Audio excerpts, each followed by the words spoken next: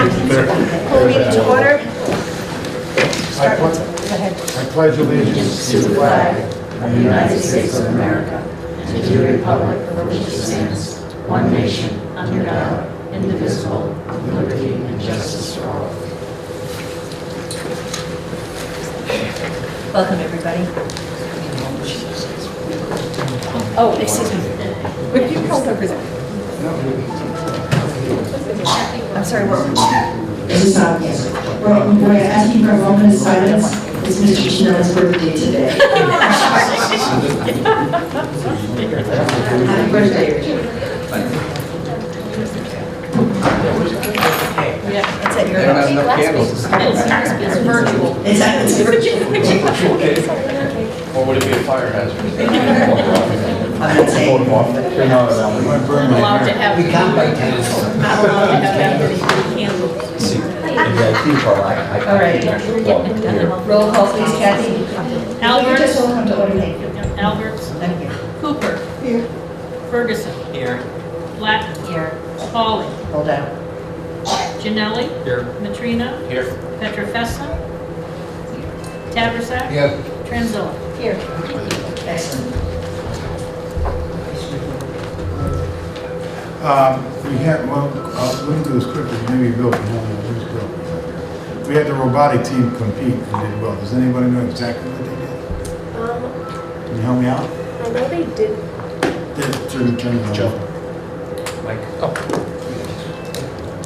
Yeah. I know they didn't win like any of the first, second, or third place, but I know they did some kind of other award. It was like the Blue Award or something. It was for like excellent effort or something. Did they not qualify students for the national? No, they were in Kentucky over spring break. So that was for it. the regionals. Yeah. Okay. We'll get some more specifics, but the kid, they did represent us well. Let's see them. Okay. Check. Alrighty, okay, we're gonna go right into public participation. Before the start of the board meeting, those wishing to, whatever my motor had, the board welcomes public participation and asks the speakers, please limit their comments to 3 minutes. Speakers may offer objective comments of school operations and programs that concern them. The board will not permit any expression of personal complaints or defamatory comments about the Board of Education personnel and students, nor against any person connected to the Danbury Public School System. With that said, is there anyone in the audience that would like to speak? I have one person down. I have Oscar. I can't remember. Oscar Cicerón Pisantes. I'm sorry? Cicerón Pisantes. Okay, that's it, yes. Oh. Thank you.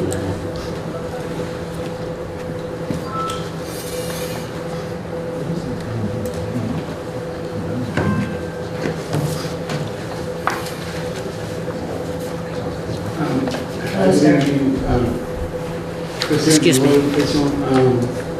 Dr. Pascala, Superintendent of the School in Denver. Excuse me, sir, before you start, if you would just speak more clearly into the microphone. I'm a representative of the PLTI and fathers leaders of the training institution. And we come, my project today is about increment some physical education and combat against the obesity. And I am a student of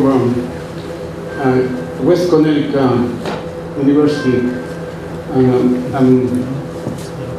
to be graduate, we have some program to do. Is the project where I have, and first of all, I want to introduce myself. My name is Cicerón Pisantes. I'm a father of 3 kids. I have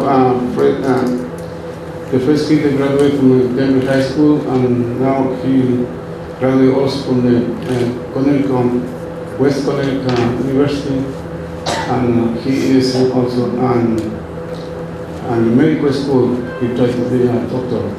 And the second kid is a student in Denver High School. He's a high honors also. He has some college credits to this year. This is the 11th year in high school. I have my third kid is a daughter. She is a West Side middle school student. She became honors in this year. And I come from Ecuador. I was an electric engineer student, and I came to this country to continue education, and I studied a couple of years in English classes. I continued studying, and also I took some college course as a CNA, MTA, and emergency medical technician, and also a PTA. Now I'm taking this course as a parent leader. So my project is first of all I want to pass my letter to that way you know what I want to try to tell you and to make you guys understand what I try to say. Because my aim is not to this is the first time I try to explain in a meeting like this. And I will try to do the best I can. I have some paper what I write down because the English, is a little complicated for me. But I'm gonna read some points what I have to implement in the Denver High School and public Denver schools. As a student at the PLTI, I know the law in the physical education is a little complicated for the Denver public schools, and we try to implement the program with physical education. I know some schools has like 1 hour or 2 hours or 3 hours the program of physical education, but other schools doesn't have any classes for all in physical education. So that's I tried to implement that class in Denver public schools. If we follow the law from years ago, the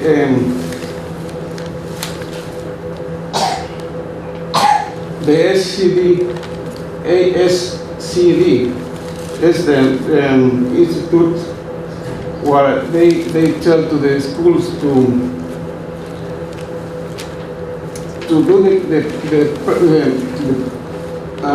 every class 30 minutes class, and not 42 or 47 minutes. So now that's my point where I come now, because if the teachers teach just 30 minutes during the period of class, we will have some time to increment the physical education in the schools.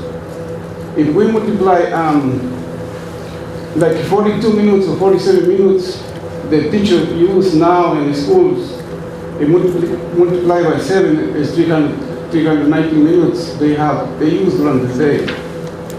If we follow the law, what they say, I have the Connecticut school law, they say in page 61, each student has to complete 1 credit of the physical education. Because not only 1 hour, 1 hour has to be done in the schools. There's supposed to be increment more hours in the schools. Like I said, if we multiply 42 by 7 or 47 by 7 hours, 390 minutes. If we multiply 30 minutes by 7 hours, 210 minutes. If we subtract that, we have left 100 minutes. That 100 minutes during the day, we can use in physical education. That way we can increment in a period of every 3 hours. If we increment that physical education between, we help to the students to do better in the classes, and also we help them with the health. Like the president's wife, she tell us if we do that, we help the kids with the food and the physical education. We help to improve in the classrooms. So that's what I come here to ask you help to try to do my project, and that way we can work together as a team and do that for the community and for the kids also. And if we have some room for those kids, they do some physical during the time, during that period, and will be the help for those kids. Thank you very much, sir. You're reading your letter, and one of our administrators will get back to you about this, I promise, and they'll make sure you can all talk to them, okay? Thank you. Thank you very much, sir. Thank you. This was fine. We have another letter. Is there anyone else who would like to We speak? have another letter. Thank you. Marla, Maria, ARTIAGO, IDA. There you are. Good evening, Board of Education. That's my first time to speak in front of everybody. And I try to speak in English. If I mistakes, she'll help me. And my name is Flora Tiana. I'm living a resident from Denver, 20 years. And I am the part of PLTA program. And I'm the parent leader, I'm trying to be parent leader. And I have 4 kids, but 3 kids born in USA. And my old one, she graduated from Denver High. She's in 4th-year college. My second one, she is in a Hazel school. She is in 4th grade. And my youngest one, she's in a daycare. She's going to kindergarten next year. And I'm here, my project from PLTA is to bring Spanish to Danbury Public School on an early age in kindergarten. I'm concerned this because when my 9 years old went to a different preschool, in this preschool it was private, they give Spanish class 2 days a week. And when she got to kindergarten 4th year, she was good in Spanish, but they go to public school, it's all in English, and she lost. I speak Spanish at home, but it's not the same when you're in school practice, maybe at least 20 minutes in Spanish, and maybe it's hopeful because in this age, when it's young, it's more easy for the kids to take any words, they're curious maybe to learn another language. Plus, in this country, I know it's English first, Spanish second, Chinese is totally.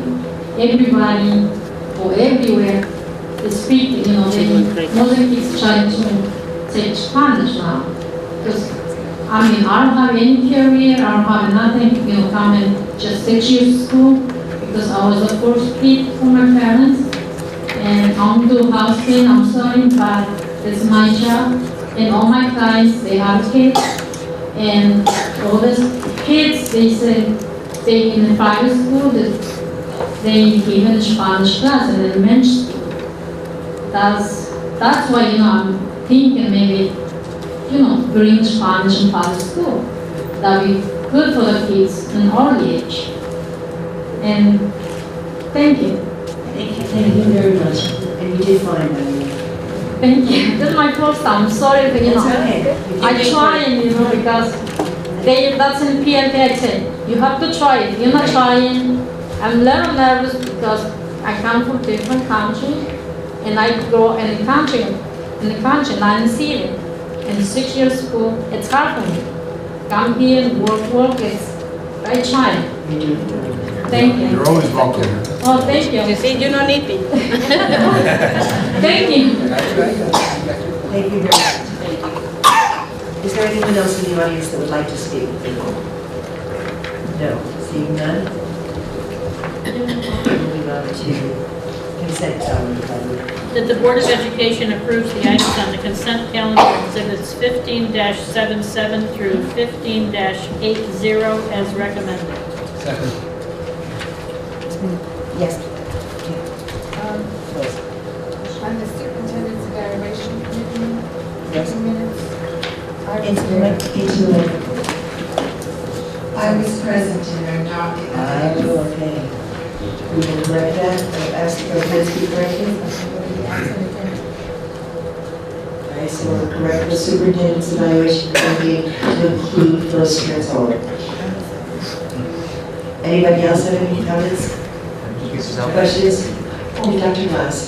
I know this is rare for me, I almost never do this, but I do want to call attention to Judy Butterly. She's down for 48 years. I believe Judy taught for a couple other years in a different system, so she's had more than 50 years of experience, and she was one of our teachers of the year. So we certainly recognize her tremendous commitment to the school district, and wish her all the best, but at the same time, give her this loss for Danbury. When was she teaching? Was it 2 years ago? It was Recent. It was recent, right? I want to say about 3 years ago. Yeah. 3 years ago, yeah. It's amazing person. Thank you, you don't know that would be my job, and I was getting to. Thank you very much. Thank you, Judy, and thank you. Mead, Denise Mead, for 24 years. Where does she teach, guys? Well, she teaches at Broadview. Reading? No, she's reading now, she's social studies. Oh, okay. And she came from elementary school. So she Excellent. went It's still, it's a tremendous amount of time, 48 years both, and 24 years. Long time. Which is very valuable. It's valuable to people that are here 2 years also. All righty, employee representative, oh no, excuse me. It's been said, the consent calendar has been seconded. We've had a conversation, all in favor of accepting it? Anybody opposed? It's passed. All right, do we have an employee representative in the audience? Seeing that Deb, you want to talk? I'm good. You're good? There you go. Oh, and by the way, speaking of employees, hi Deb, hi Ed. Everybody say hi to Ed and Ed, two of our 4 watchers. Okay. Our audience of 4. All right, student representatives are here, smiling and ready to go. And you'll introduce yourself and start. Hi, I'm Jamie Gerda. I'm the BOG president at Danbury High School. I'm Ricky Javi, and I'm a BOG Executive Council member. So we just returned from our spring break, and now we are starting to prepare for our upcoming AP exams, so that's exciting. 2 Fridays ago, April 10th, was our Mr. DHS show.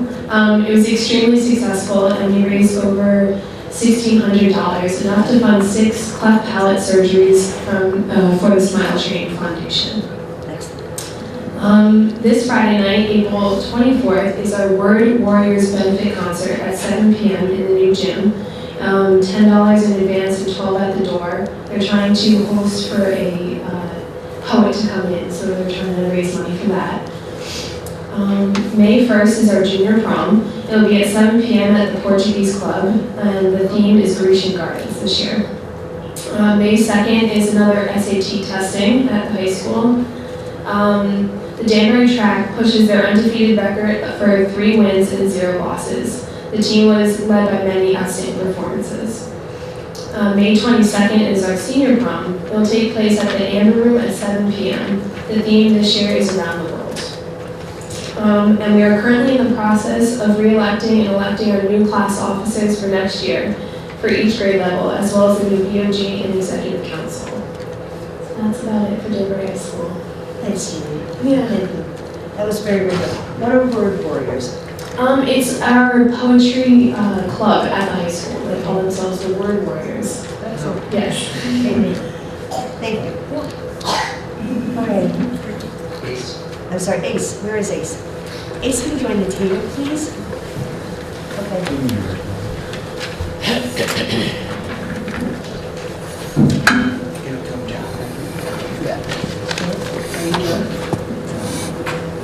I'm John King. I'm the student representative for ACE. This is all our news.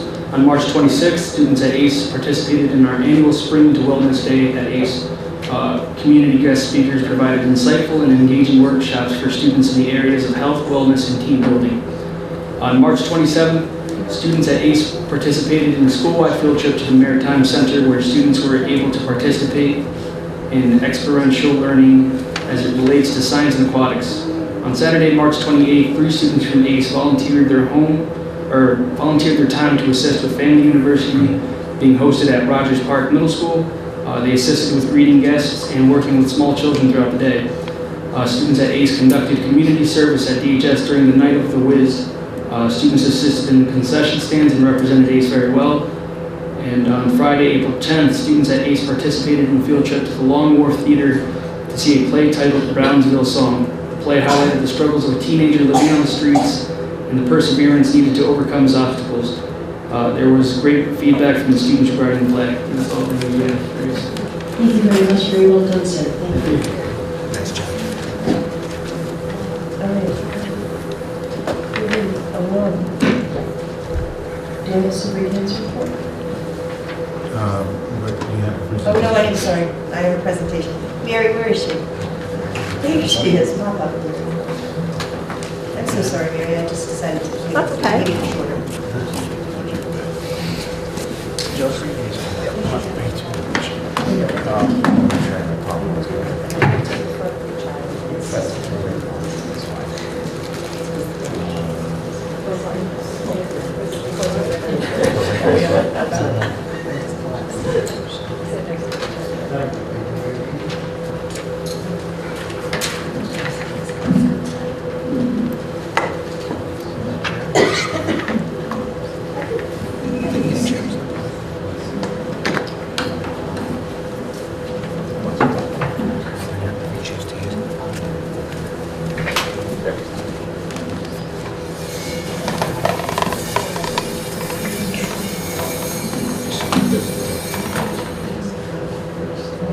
It's finance directors.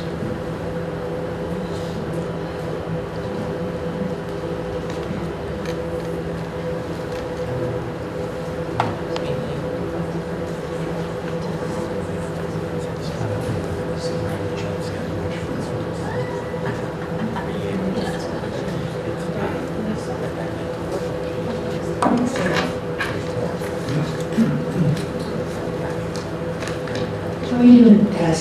We're just waiting for it.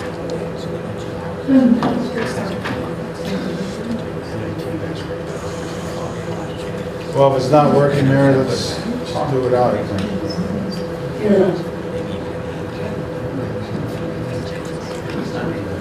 Yeah, you know what?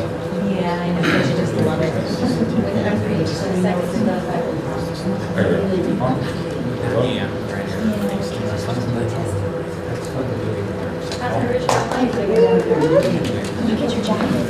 Well, if it's not working. No, we got it. We got it. Yeah.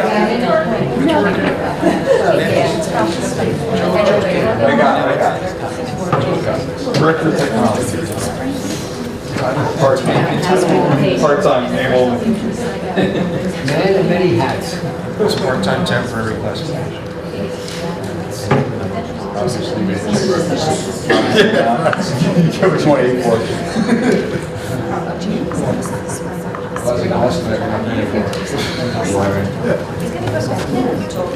Mary, let me give you a mic. You need a mic. If I have to use a mic. Take your time. It's on. Okay, thank you, everybody. I'm going to kind of want to walk around because I feel awkward just talking to the screen and not all of it. So, first, thank you all for giving me some time on your busy agenda. As was indicated, my name is Mary Gregory. I'm the director of the Danbury Schools and Business Collaborative, better known as DSABC. We provide the school-based mentoring program for the Danbury Public Schools, and we are celebrating our 25th year anniversary this year. We have approximately 230 mentors, mostly from the area corporations and businesses, providing one-on-one mentoring to support to students in Danbury Public Schools. In addition, we also offer a scholarship program, so students graduating high school with their mentor receive a $2,000 scholarship from DSABC towards any post-secondary education, and they have 2 years in which to claim their scholarship. So one-on longevity and 2 our size make us the longest running school and largest school-based program of this model in the state of Connecticut. So thank you to all of you, the Board of Education, and our administrators for the support you have provided our program. And here's our mission. We talked a little bit about that. Mission of the Danbury Schools and Business Collaborative is to help Danbury Public School students achieve personal and academic success. And like I said, we do this through our school-based mentoring and our scholarship program. So, a couple questions that I get. First, what is a mentor? And then how is the child referred? So we'll talk about what is a mentor first. So, I'm recruiting, people say, I don't know if I can be a mentor, I don't really have any special skills, I don't know if I can tutor, I don't know, like, tell me about what it means to be a mentor. So here are some words to describe what it means to be a mentor. Nurturer, cheerleader, confidant, friend, coach, supporter, positive role model. For those who come up to mentor, who do volunteer to mentor, approach it with their own ideas of how they want to serve as a mentor. What you won't see on this list, however, is tutor. So our DSABC mentors, their goal is not to tutor, although our long-term goal is dropout prevention, although our mission is to achieve students to achieve personal and academic success.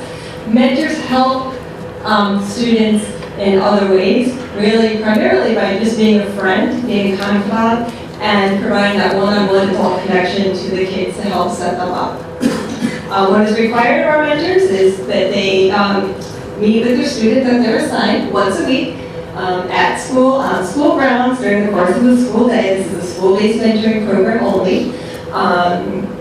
And they meet with them for 1 hour a week, and we ask for a 1 school year commitment. However, the majority of our mentors do mentor for many years and continue that relationship for a long time. As a matter of fact, the average number of years our mentors are together, our scholarship recipients, averages about 6.5 years. So our mentors show quite the commitment. As a matter of fact, at our we're having our upcoming breakfast, which I'll talk to you about in a little bit, but we are recognizing a mentor for 25 years of mentoring service, so that just shows that commitment. So then the next big question I always get, it's usually the first question that comes up in mentor training is, why is the kid referred? Like, why does the child need a mentor? So frankly, students are referred to the mentoring program really as a judgment call based by the person making the referral. Phyllis ran the program at Broadview, so she's familiar with how the students are referred. So it's either teacher or PPS staff. Sometimes parents will refer their student for their child for a mentor. And so here are some of the reasons why a student might be referred for a mentor. In need of a positive role model. And sometimes I like to challenge what people might think of when they think of a student who might need a positive role model. Not all the kids in the program have less than perfect home lives. Some may be mom and dad are working 2-3 jobs to keep a roof over the child's head. There are several children in the program who had a parent die. So really the kids in our program who need positive role models really run the gamut in terms of socioeconomics and everything else. They may be exhibiting poor self-esteem. Attendance may be an issue. I was made a liar out of this, as a matter of fact, because I used to say in mentor training, if you're going to mentor elementary students, you can't really affect attendance, right? That's a parenting issue. But really, middle school, high school, you can influence that, 1, by showing up, 2, by talking about the importance of coming to school. Last year, however, I was made a liar, not me. The school psychologist had written hand notes to the mentors in her school. And in the notes, she wrote about specifically what changes and what positive impact these mentors had on this child that they mentored. And one was attendance. One of the little boys was chronically absent. except for Wednesdays. Every Wednesday, he would show up because that was his mentor day. And I just thought this about, you know, I thought, wow, this kid must be really pestering his parents really bad, that they're making the effort to make sure he's there at school on Wednesdays when he wanted to see his mentor. Academics may be a reason, although it's not usually the primary driver for the referral. It's always at risk if these other areas are supported. Behavior may be an issue, and poor social skills. So that's sort of high level why students referred. When we get a referral specifically, we do ask that the staff person making the referral write down a specific goal that they'd like to have the mentor accomplish with the student and list some strategies. So the mentors aren't going in totally blind because really each student is different. Are there any questions on either one of those? So we're going to talk about what are our program outcomes. So we'll start high level. We'll start historical perspective. So over the past 25 years, the SABC has provided 1,250 mentor matches. We have presented 174 students with scholarship, totaling $243,000.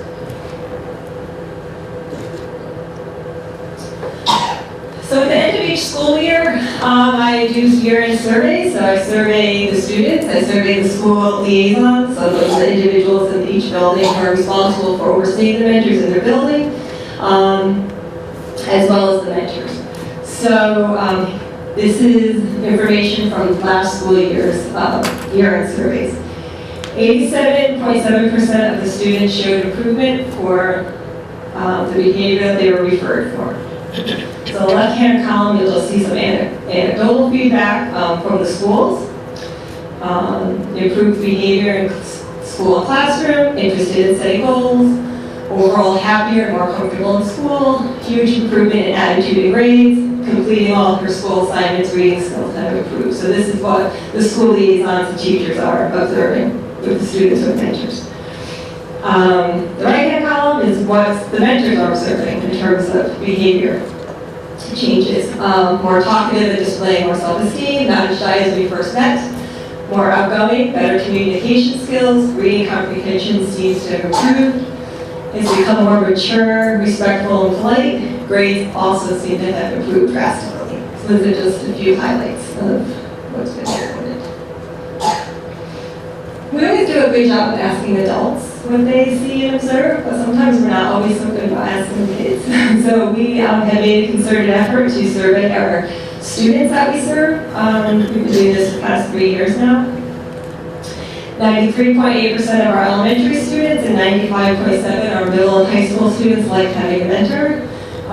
Phyllis, having worked in middle school and seeing the mentors, if you ask 95.7% of the high school and middle school mentors if they thought their kids liked having them, they probably would look at you like they were crazy. So particularly middle school is where we really try to help guide the mentors and keep them engaged, because once we can kind of get them through that period, much more likely to be successful match through high school. So here's just a few things that the students had said about what mentoring means to them. Thank you for being my mentor, you're fun. I like it when we are together so I can trust you when I talk.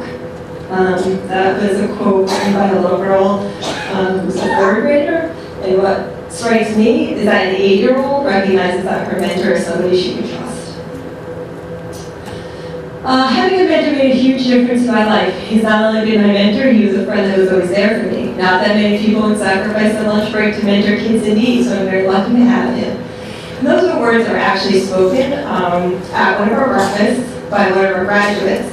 And the postscript to that is this particular student who wrote this is now a history teacher at Harvard High School.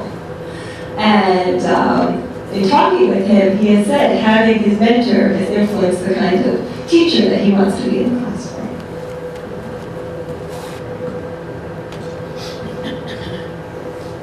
And then this is what some of the mentors say about what their mentoring experience means to them. So 87% of our mentors returned this school year. This is last year's data, coming back this school year. 4% have with the same student, 4% requested new matches. That's typically because the students had either graduated or moved out of the district, or sometimes the match just isn't the right fit. So thank you for the opportunity to be part of something that makes a difference in my community. Mentoring is very rewarding. He wants me to come back in the fall. I'm honored to do so, and I like this last one. I found out mentoring a student is a heck of a lot more satisfying than coordinating adults. This is something I hear often from my mentors. I don't know if I'm making a difference, but I know I'm having a great time. I get to get out of the office. I've had one mentor told me this is his therapy session every week, so, so they're getting a lot out of it too.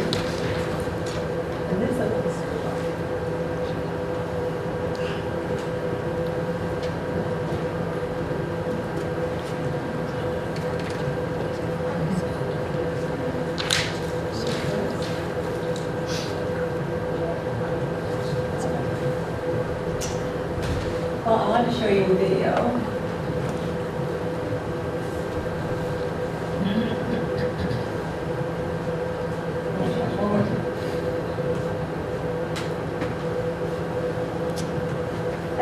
Is on your drive? Yeah, it's on there. Go Look here.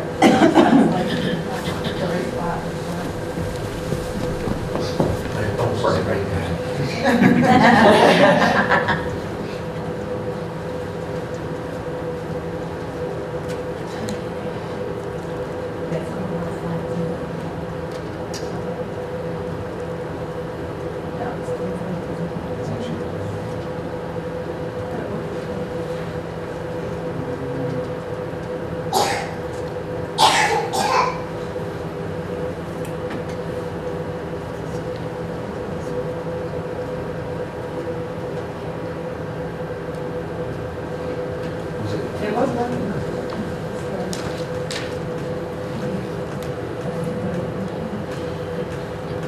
Was it an actual file, like a video file? Oh, maybe it's not. If you didn't save it to the stick, it's on your memory. No, it is on the stick. We're trying. Oh. Well, minor technical glitch. Well, it's on our website, so. But anyway, this was a video, and it is on our website, and I'll send it to you guys all via email. But it was just some reflections from our mentor who's been mentoring for 20 years. He's the vice president of global facilities at Cardis. It was just some of his reflections on being a mentor. So that's all that I have. Anyone have any questions or comments?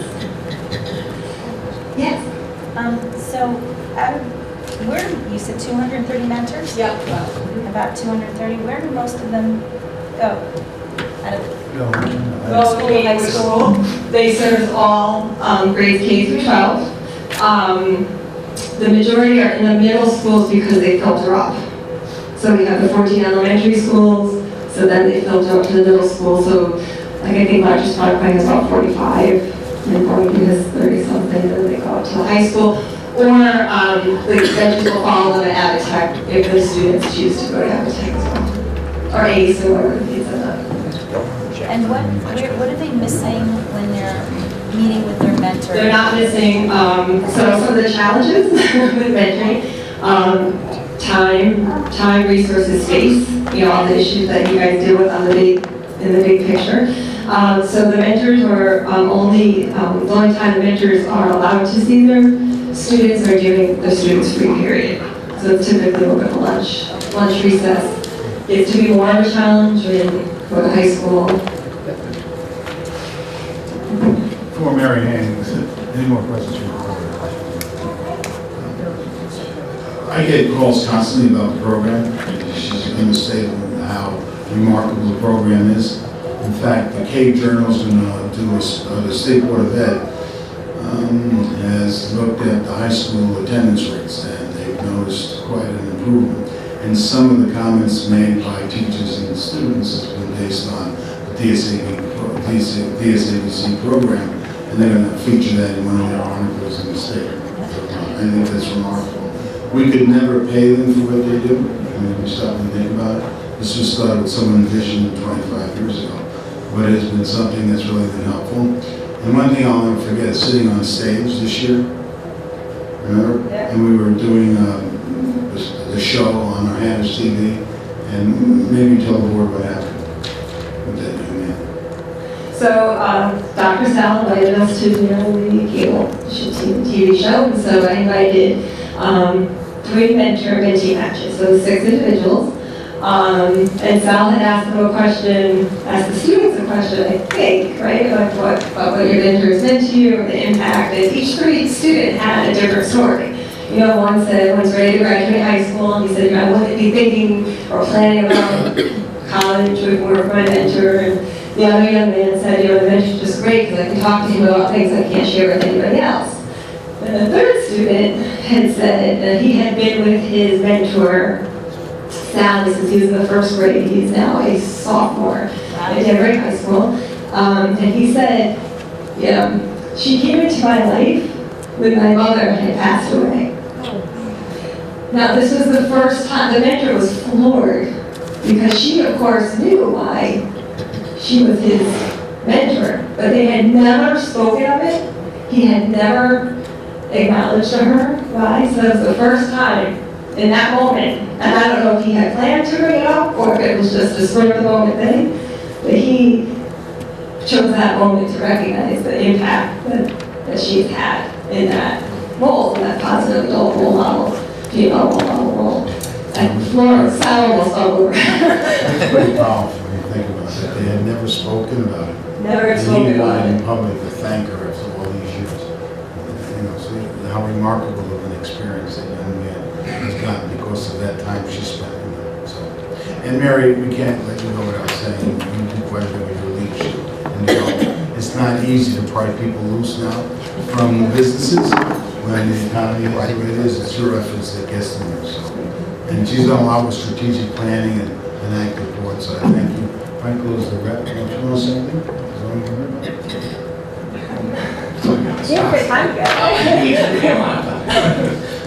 No, I mean, Mary basically covered it all. I'm honored to be a part of the whole, I was just put on board last year, and he said, you want to be on DSABC? I'm like, okay, what could it be? And it's been great. I know I chair the outreach committee, because there's a lot of subcommittees within the whole committee itself, and it's just a great organization that I hope continues to grow. I know that's the goal, and it's just great to be a part of. And the biggest thing is getting it out there. That I just don't think enough people know about it.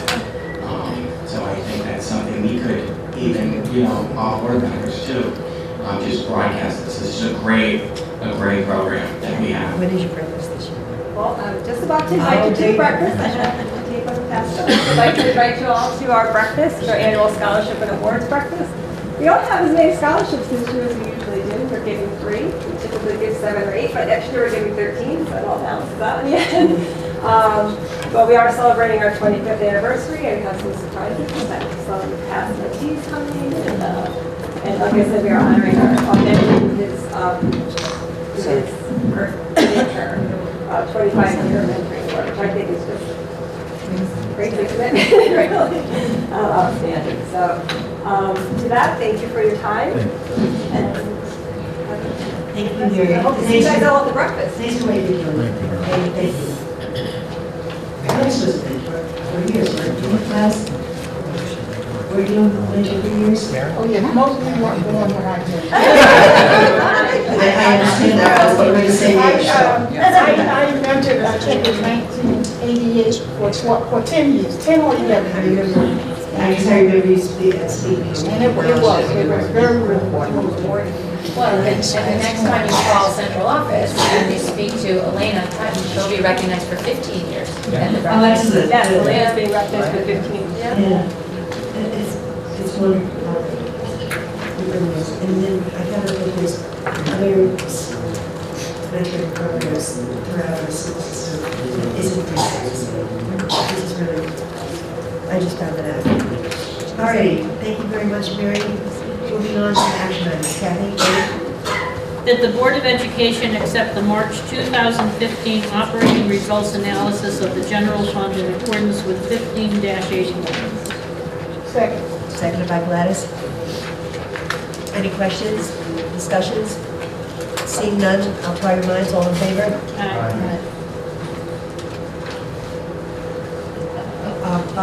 You shrugged, is that? Oh, no, usually Joe makes a few comments, but I guess there are. Oh, I'm very sorry. Okay. One or two quick comments. You're not gonna do yourself, Nancy, I'm a creature of habit.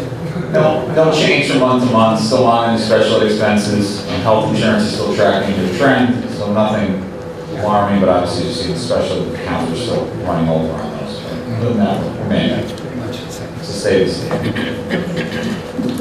Any other conversation on that? Seeing none, all in favor? Aye. Opposed? Okay. Kathy? That the Board of Education accept the March 2015 operating results analysis from the grants and projects in accordance with 15-82. Do we hear a second? Second. Second by Michael Ferguson. Any discussion, any questions? Joe, you want to do your song and dance on it? No, nothing. Grant doesn't change at all. We're good. Okay, thank you very much. Because I want it to be normal and everybody.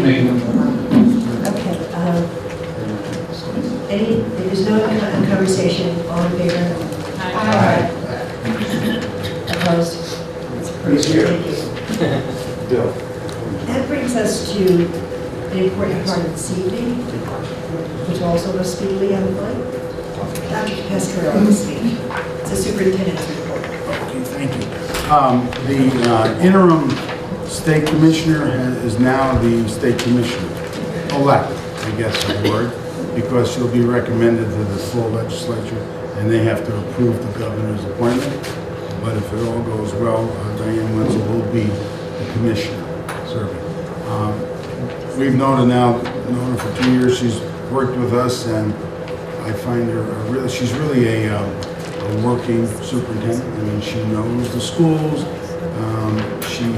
She's developed curriculum. She's done professional development.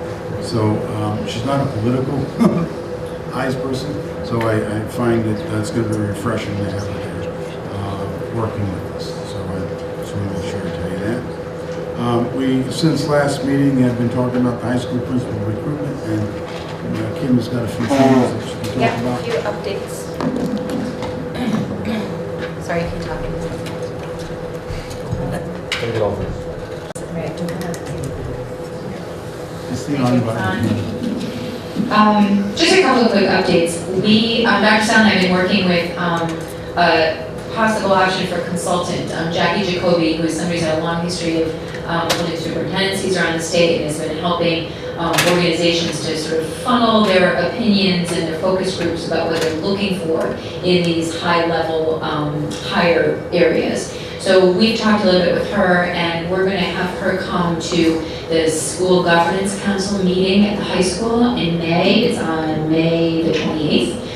To talk with that group a little bit about brainstorming about what it is we're looking for in a high school principal.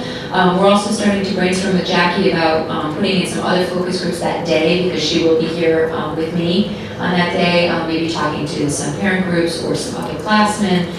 We're trying to, again, just come up with some different ideas of what kind of feedback we'll get out in the community for what we're looking for. We'll take that information, we'll obviously find an opportunity for her to work with you as well, to try to narrow down what we're looking for, and that way we can do a little bit more focused recruitment and sifting through the applicants that we do ultimately get when posting goes up. So we're going to start now, and hopefully we'll get some good information that will guide us going into the late spring and summer months. Okay. Thank you. Thank you. Can I tag on an HR report on that too? Just only one brief thing. We have had one non-renewal, which we will present to you at the end of the school year, but that has been completely resolved with the resignation, so you'll see that later towards the end of the school year, but that was the only one that we had this year. So we are feeling very positive about the reviews we've gotten on a lot of our new and non-tenured teachers. We've been talking with administrators regularly about their feedback There are some who've had plans put in place, so we're feeling, I know speaking for Dr. Sal, we're feeling good about where we are in terms of the timeline. And I think we'll be doing sort of minimal hiring this year, so we'll be able to go back and really refocus again our efforts on these new folks. And may I ask a question? Yes. A sub-teacher in reading at St. Peter's, that's our new hire? Title I, we use Title I funds to provide those services to non-public schools. It's part of the regulation. Right. Not all of them. No, it's just for clarity's sake, thank you. In Rose, I'm sorry. Just because it's a different New York, Connecticut system, what does that mean, non-renewal? For our non-tenured teachers, Okay. those folks need to receive notice of the superintendent's intention to not renew a contract for the following year. And so the non-renewal could be their first year teaching, second year teaching, or possibly even their third year teaching? Correct, but because we are an alliance district, or because we're a district in need of improvement, a priority district, there are some folks who have had tenure within the last 4 years in other districts that are fast-tracked to 10 months, so that's 1 school year, before they're eligible for tenure. It's a lot of discussion among CABE and different organizations that I think the hope was that you were helping priority school districts by bringing in folks who had tenure in other districts. They were presumably experienced as a result, and so therefore they could be fast-tracked to tenure. But in some situations, which we have had, it creates some real issues. So we have a whole sort of spreadsheet of who's a 10-month employee, before they're eligible for tenure, 20 months, 40 months. But to answer your original question, it could be anywhere through those first up to 40 months. Any 4 year? Do we do any of that? Do we ever give extensions? Like, is there something? Like a waiver? Tenure's just seat time. So if the date comes when you pick your month, then you have tenure. So we can't extend that time. Our only option is to non-renew someone prior to that time.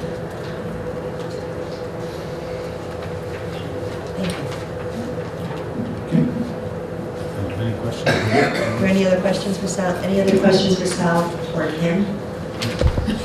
Seeing none, we'll move on. Discussion. Discussion. What are we discussing, Sal? We had, last time we had a meeting at the council subcommittee who reviewed the mayor's recommendation for the allocation to the board. The committee met with us and at the end of the meeting decided to support the mayor's amount of money that he recommended. So that'll go back to them, go back to the general council, their first meeting in May. May 2nd. Whatever it is, May 2nd. May 5th. May 5th, and if approved by the general council, as is, then that becomes our marching order for our budget following that. So, as you know, it's roughly about $3 million under what we had anticipated. I think we made the argument last night about the inequality of allocations of money to Danbury as a whole. We all agreed upon those things. I think we talked about the nuances of the $6.6 million, how that's made a remarkable difference in the work that we do. And we also talked about the challenges the reduction may offer to us if we can't continue with our sustainability efforts. So that's sort of what happened. And they thanked us nicely and approved the recommendation to support the mayor's budget. So right now, we're going to begin conversations, and until it's official, because anything can happen at that meeting with the mayor, we're sort of looking at our options. We have some criteria that we're looking at to apply to the cuts and reductions. And then we'll work with the principals, and then there will be some reductions in force, there's no question. If you look at the budget, you all know about $3.3 million made up between benefits and salaries, about that much, 3.5. You're going to have to reduce something in both areas, and that's personnel reduces benefits in that. So there'll be some of that going on without saying. So we're working through those things. We'll be talking to the union about those possibilities, but nothing will be official obviously until we come to you and then start going down that road. So we're not hiring at all, other than shortage areas. We have, I believe, physics teacher we're gonna hire. We gotta hire some bilingual teachers we have to hire. We have some special education teachers we're gonna have to hire. But the general, elementary, as we have health positions, some social science positions, we're just gonna hold off on it. What about, excuse me, what about the 7th grade and middle school? We're gonna review every opening. We'll review every opening. The way things may shift, someone may be bumped. She's So talking we about can't the do term that. at the middle school, right? Right, right. We have to have the next We're still gonna open grade 7. I'm sorry? Grade 7 will still open, obviously. It's- It will. Yes. If you're reducing, I'm assuming you mean if you're reducing numbers in the other two buildings, you have teachers that you might shift. Right, to they take- may yeah. take positions. It's not, it's just movement of a teacher, not necessarily. The numbers fall. I mean, that's what I'm saying. It's such, if we knew we had the money, we'd do it differently. But we don't know. So if we reduce a science or a math person, they may bump and go over there. They'll have a job, but that they won't bump anybody, which is nice, right? Because there's a 7th grade job open, which we put no one out of work that way. So that's why I said we better not, do anything until we know what we're doing. We know we need physics, and we know we need special education, and we know we need bilingual to service those programs. Because they've been open some of those this year. We haven't been able to fill. She went up to the University of Connecticut, and we had scheduled ourselves up there before we had the budget number to do some early hiring, which turned into just a nice field trip. Because we couldn't hire. We found a few, we just couldn't hire, but we went anyway with some things. So we're just going to have to wait patiently. Dr. Sung, can you just clarify what you meant by bilingual? You need to hire bilingual? We still actually have been running for the last few years, I can even remember, positions where we do not have enough teachers with bilingual endorsements to teach in the positions that we have open. So we are constantly looking for that very rare bilingual endorsement. I know we just got today an email that the State Department of Education is going to run another ARCATEL program where you're going to have folks who may qualify because they're TESOL endorsed to go to this new program to get their cross endorsement. But it's something like $95,000 for 20 teachers or something. So it's really going to be out of the realm of what we could afford to do. So we currently would have subs in there. So we have to make, the board has to make the effort to hire certified teachers. So if in fact we do not find certified teachers, they'd like to know what efforts we went through to procure. So this is our effort to say, even in this budget stage, we went out to look. And that's what I'm saying, we're looking for that. We have some special education programs we have to do. But the others we can wait. We'd rather not, obviously. So that's where we're at. Just quickly, to the board members that weren't there last night, I'm not sure if you received the packet that was passed out. If not, you should receive it. The presentation was excellent.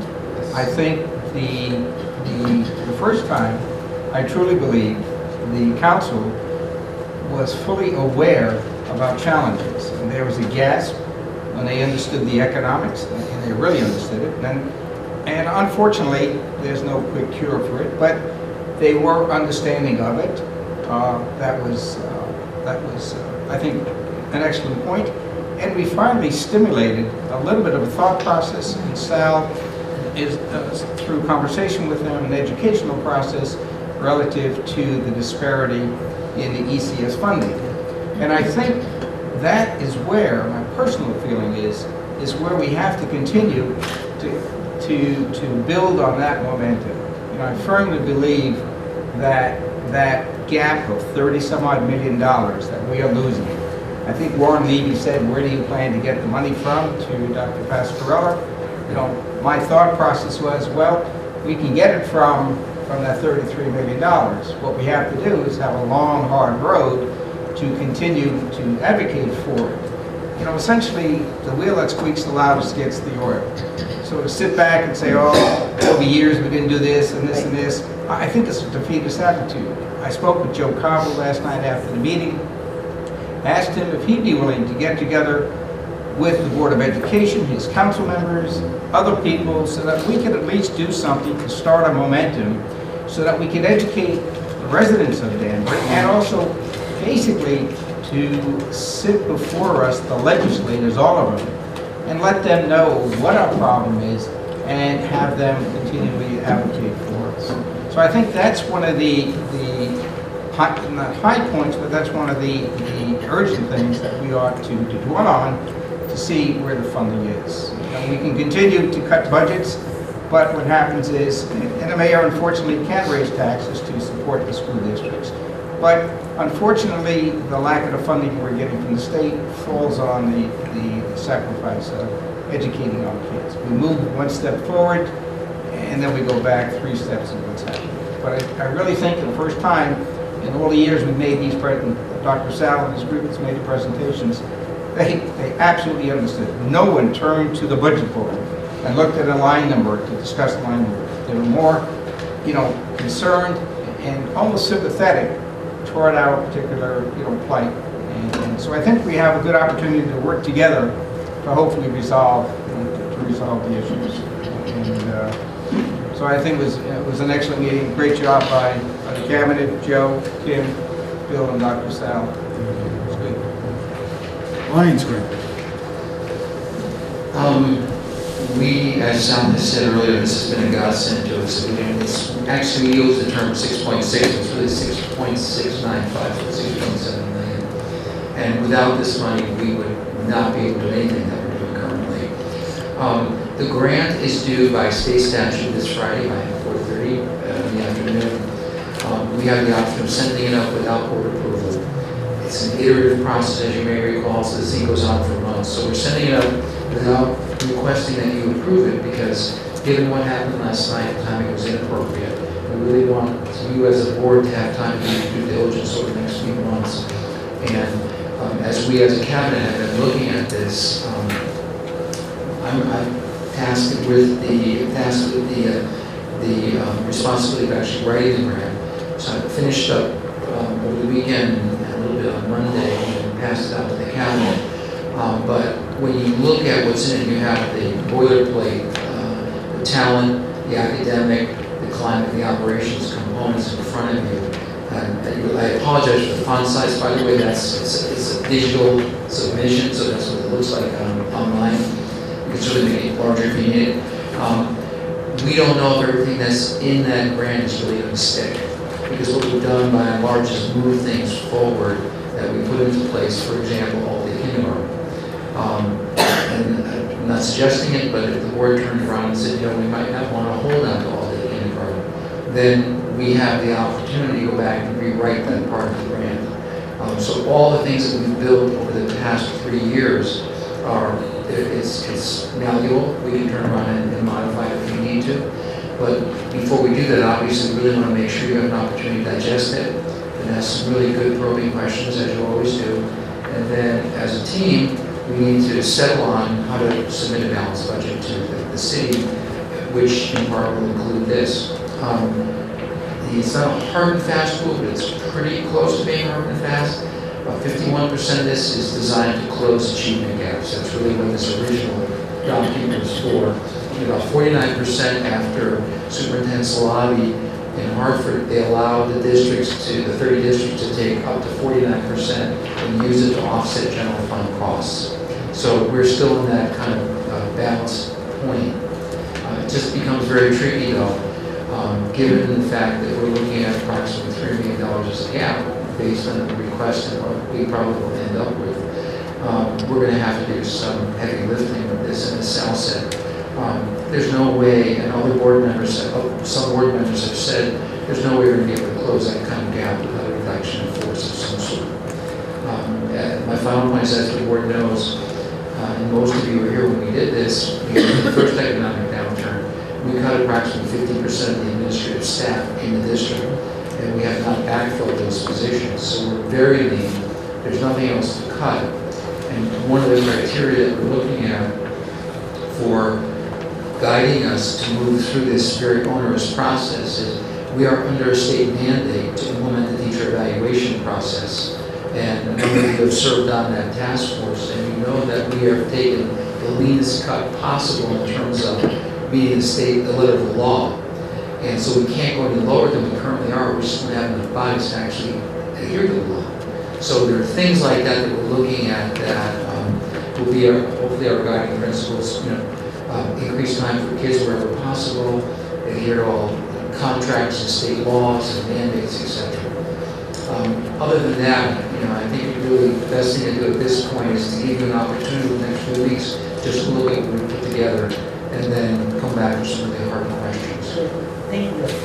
Just to thoroughly, the other 49% still has to go to the achievement gap. So the entire 6.6 and change has to go to that. So that's why we were able to migrate some of the things in there that we still rationalize it's closing the gap. So our choices, even though they're 51% new, let's say, 49% operational, because it still has to be aimed and targeted and evidence that it's achieving the achievement of closing the gap. So I just want to make that point. That's the lens that they'll review it on when we submit it again. Yes, please. So out of the 49%, which is operational costs, but still closing an achievement gap, is there a way when you give us, I know every year we receive the actual Alliance grant funding and you've given us what it actually is funding and how much money it's funding. Is there any way, maybe just with, I don't know, asterisks or something to just indicate what part of that is the 49% of operational costs that still close the achievement gap? Sure. There are two things. Joe and I work very closely on this, and you'll see the narrative is my work, the dollar amounts are Joe's work, and collectively the cabinet takes this and we push back and forth. So on the pages in here that are the budget sheets, you'll see in the aggregate how much the talent section costs, how much the academic. But what we could also do is a side-by-side comparison. I think Sal's point, though, is a critical point. We're held accountable. The reason the money is given to us is to close all achievement gaps, or at least mitigate some of that. We're going to be hard-pressed to do that, number one. And number two, we can certainly say this was offset from the general fund that is still designed to close the achievement gap, but is coming out of what we typically put in the general fund. And this is, it sounds like we always call 51% new, which means we're not supposed to take and offset 100%. We're supposed to take at least 51% and create new initiatives, such as all-day kindergarten, for example. We can do that split, no problem. But when you, I guess maybe my clarification is when we're thinking about trying to figure out how to close the $3 million less that we're receiving from the city, and if we're looking to close it somehow by changing what is in the Alliance grant, like what actually is funded through the Alliance grant, that's what I thought I was hearing. Does that come out of the 49%? Like you're not supposed to touch the 51%, which is the new. I guess that's what I want to know. Let me answer it a little differently, Ann Rose. You heard earlier the idea that as we monitor on a monthly basis, sometimes a weekly basis, enrollment stats, and we currently have on our radar one of the elementary schools because of the shift, because of the redistricting and some other issues. We believe we can harvest a few teachers from that building.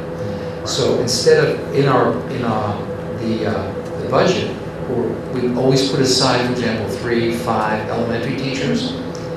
We have that floating out there, but we may be able to take from school A and put those people into school B. Right. And so that dollar amount will vanish, but it will be immediately repurposed in terms of helping to close the gap.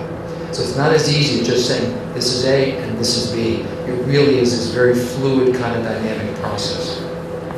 Your current balance in the grant is about 60% in the new, 40% in operations, about, at least in the old application. It's going to change some going forward. And what's interesting there was that, what's the compression? The salary raises along the size of the grant is about 150 to 200,000. So So That as, comes off the top. as the grant moves forward, we've got, what we call compression. You'll also see in the grant application issue, we did shift money into supplies because we did make some adjustments in the grant. You just saw it last meeting, the planning specialist, those sorts of things. So because in a sense the money's not identifying where it's going for the application sake, we're leaving it there rather than identify any new positions or those sorts of things. Actually, the budget process and dictates some of this money. So that's at least that's what you see in the grant application. SmartGov. In fact, it came up last night, but as you know, the mayor, if you were at the meeting, the initial meeting, when we presented the state of Danbury, talked about the migration of a report that was done by the city in terms of our services. And I'll let Kim and Joe, my representative, on that committee. And sensibly, they looked at, came here and spent some time with us. I don't say a heck of a lot of time, and looked at our operation. They looked at the data that we had collected last year. You may recall we had that study on our effectiveness. They looked at all of that. And then over, about a year or 8 months, 10 months, met once a month, every other month, and talked about how there could be some consolidated services and how that could actually result in savings for the entire town of Danbury. I think when the mayor looked at the report itself, I think Bill mentioned, and that is typical where people will go, is look at central office, look at administration, and look at cutbacks. When they looked at what we have done over the last 5 years, we're to the point where we're pretty efficient, and their comments in the report back to them indicated that our consolidation, these things put the mayor in a position to say, if we do any consolidation with the Board of Ed, it'll be in 5 years, not immediately. Some places where, and Joe knows, we know a few districts where this week, the same group went in and did the same report by the municipality, they went immediately into a mode of consolidation. There were not those evident, those low-hanging fruits for them to take from us, okay? You guys were there, so maybe you have a comment at this point. I think right now the big piece of SmartGov is that the city's creating what's called a project management office, or in a sense of a clearinghouse for all city, and even at times we have a board project or two. That's at least kind of the first phase of SmartGov from the city standpoint. There is some realignments with the city departments that can happen. And obviously there was mentioned in the merit realization outsourcing IT at the city side. Other than that, there really isn't a lot from the board's perspective, at least at this point. I think, the pieces that are most likely to affect your operations are discussing the consolidation of 2 departments of human resources and finance. And we raised some legal concerns about that are pretty significant ones. And that continues to be one that I continue to raise with the mayor because those are, I think, important issues. Your autonomy is an important piece of this. But I think that the delay or pushing back on those topics for 5 years is, I think, prudent because it was a very broadly sweeping, pretty general report. I think they've got a lot of fine tuning to do on how they're going to implement it on the city side first, and that will keep them busy for a while. Thanks, because there is a legal, I thought there was a legal risk with the money piece. And I think, in truth, the board, it was a city expenditure, we should look at it, but I feel confident that what we're doing, we've kept the money where it belongs. The report I showed the committee yesterday shows you're spending your money in the classrooms and supporting teachers. That's where we're spending our money. And I think that's what they noticed. I think too that last night that I think that the comments were very heartfelt about appreciating how lean our organizations are, and this is not about undermining or trying to reorganize. It's really about whether there are any efficiencies to be gained over time. I would agree. Thank you. No. Sure. Just turn the page. We're all on the same page. I too want to thank Kevin, Joe, and Sal, and Bill for being here last night, and I was impressed with the presentation. And I can't say that it was the first time I've done that smoothly. It was done that well last year and the year before. Thank you all very, very much for the opportunity. Especially Kim, because she was outstanding. All right, she's got even more outstanding if we don't have it. And that's basically my report, Karen's report, because I've already spoken to all of you, to the blue and face about contacting the legislators. All right, we have to do it. I personally am working on everybody that was at the council meeting last night to do it. And now I have a leg up. I have a meeting to be able to help move them along. Because it's their job too, all right? Their kids go and their constituents' kids go to our schools. And we want to continue to provide regular education region moving forward too. That's all I really have to say, unless anybody has any questions. Or anybody has a report that I haven't asked for. The teacher evaluation committee, okay, and it seems to me, and Dr. Velazquez can correct me if I'm incorrect, there was one part that was not really completed. It was the specials. The guidance counselors, from what I gather, accepted a Marzano model that was set up for special people, and I think psychologists and social workers and all developed their own program. And I believe what was, maybe this is the part I have to be corrected, that what they did will have to go up to the state, but there's a question that the state is coming up with its own program which might supersede anything that they've done. So it's typical education. That's good. Anybody else? I went on negotiations, just a quick update. We convened 3 panels. I know Bob, Phyllis, and Ralph are going to, some assemblage of 2 of them will be participating in 3 different contract negotiations this spring. One with school lunch, one with safety advocates, and the third with secretaries who are newly represented by UPSU. They had an election about 2 weeks ago, and they have retained new representation, so we will be starting essentially from scratch with their contract.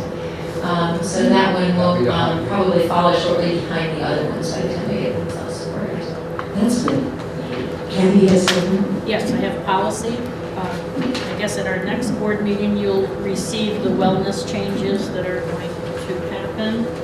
And more importantly, the committee would like to ask that we have a workshop concerning the AIS lottery and how it pertains to siblings and AIS operations policy in general.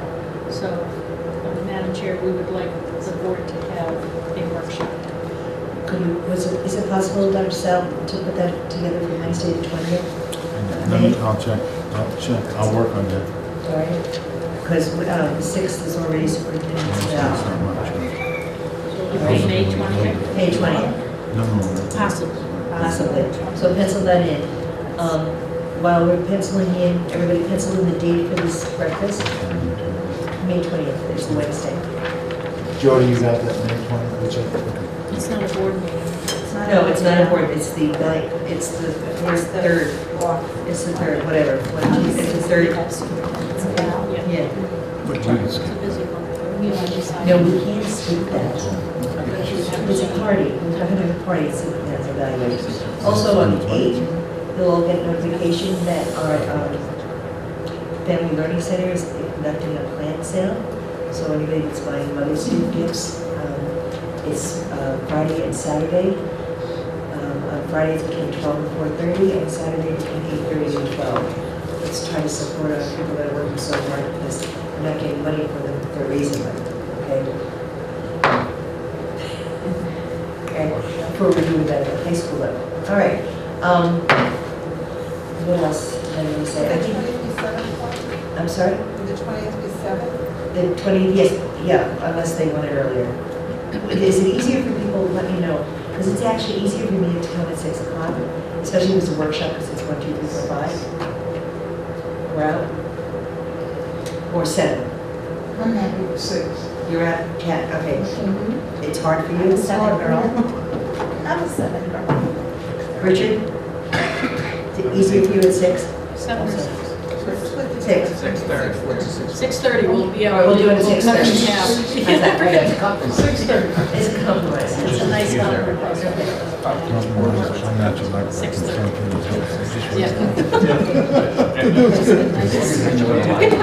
All right, so it's going to be 6:30 on the 20th?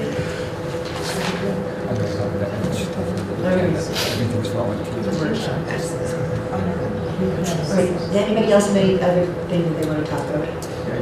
Oh, Richard. Okay. Oh, wait, Richard, go. The gentleman who spoke tonight, a young lady supported, came from this PLTI. Okay? It's been around for about 19 years, essentially hosted and sponsored by Danbury Children First. The program is an excellent program. This is the first year they're doing it both in English and Spanish, and it really helps the adults, the parents, to understand the government and also to make them a better person to understand, advocate, how they can advocate for the children and what their rights are and what they can do, etc. Right? Unfortunately, the state of Connecticut, in Roy's current budget, eliminated the Parent Trust Fund, which supports PLTI. So that may not be a program that's going to continue in the near future. What I'm trying to do is to do something with Danbury Children First and another organization who has little deeper pockets to basically take over for Danbury Children First and continue support of PLTI and a PEP program. PEP program is usually something that leads into PLTI. But if it doesn't happen, it's unfortunate because these are two excellent programs within the community, particularly now that we just started it in Spanish. That also helps our parents so that when the kids are here and they come before us, they are a more informed individual and can work and advocate for children. So if you know anybody who's interested and has some deep pockets and wants to make a contribution, then get in touch with me.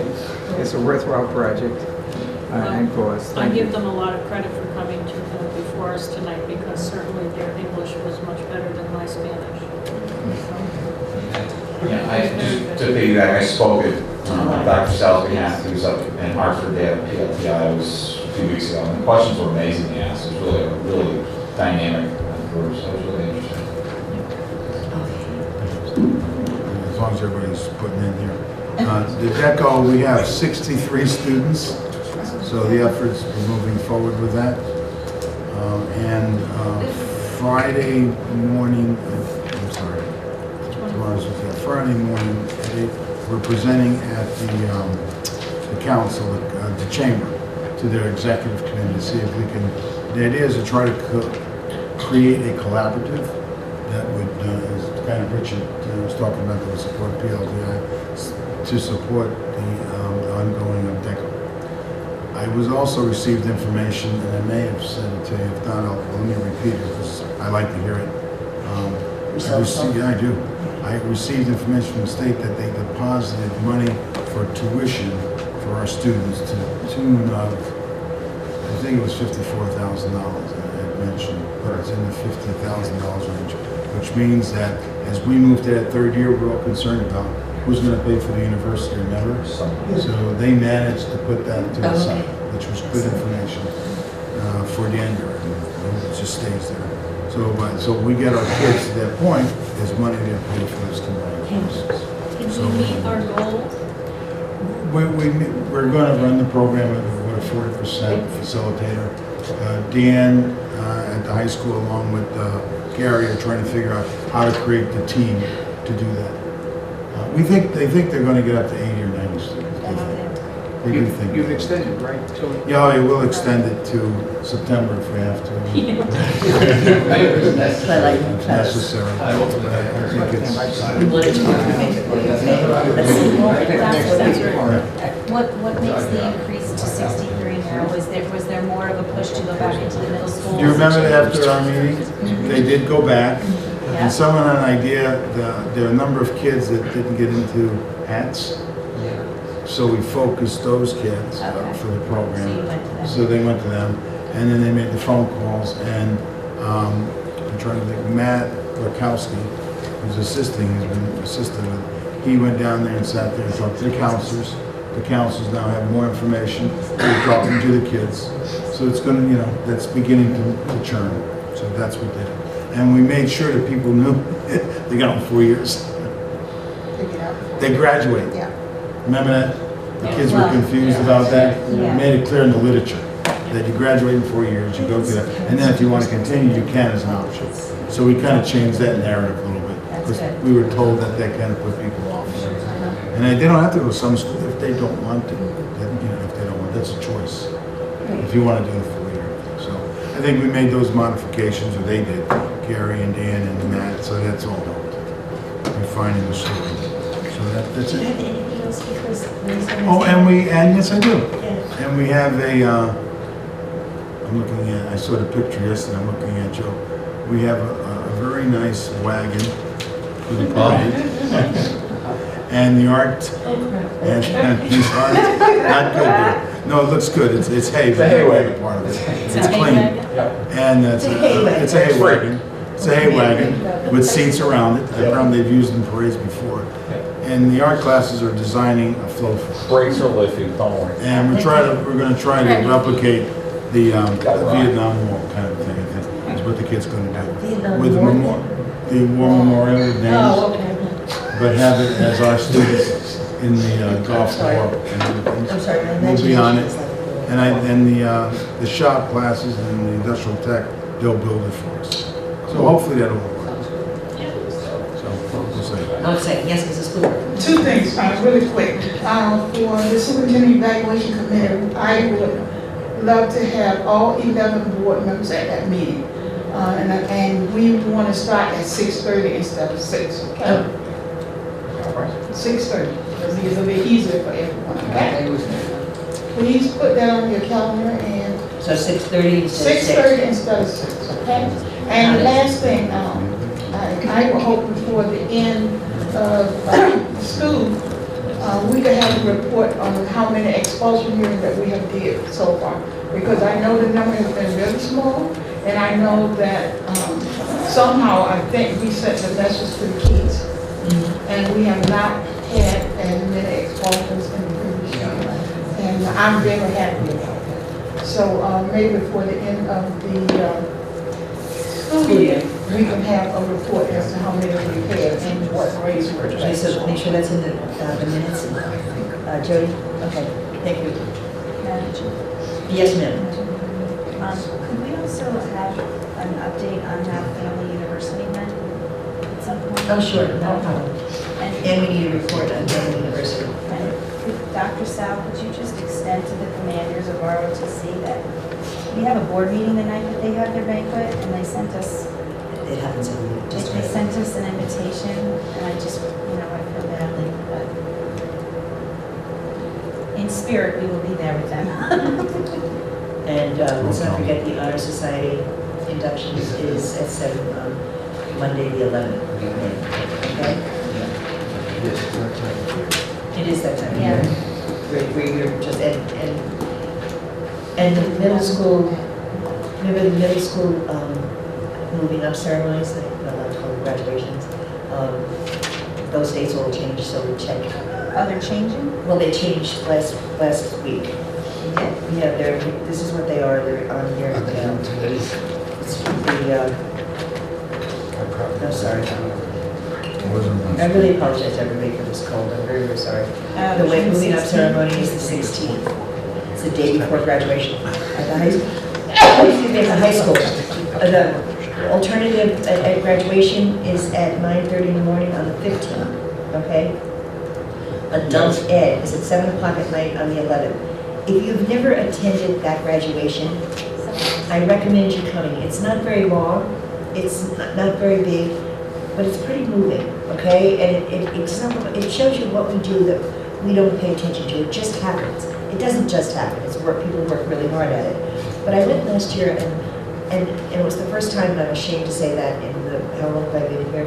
I'm not here as long as Gladys because obviously she's older than me, but I'm creeping right up behind her. Okay, and it was impressed. You were there, Bob, weren't you? I go there almost every year. I think I was We were- my father. Oh. Just, I always mention it there. My father got his adult diploma when we came up from New York City in 1952. Okay. Okay, so All right, and I I've never paid I have attention to it. an appreciation of that kind of. And the different kinds of programs that they run that we're not really, we don't pay attention to Yeah, because it's out of our radar. I guess that would be the best way of putting it. All right, but these people work very hard. So try to get to that. It's quick, it's easy, it's fast. I think there's cookies at the end of that. All right. That's it? Is there anything else? Yeah, I know that. I already checked. She said yes. It was good, she said. Okay, so if I could ask for a motion to place into executive session and sayonara. Ciao, Bella.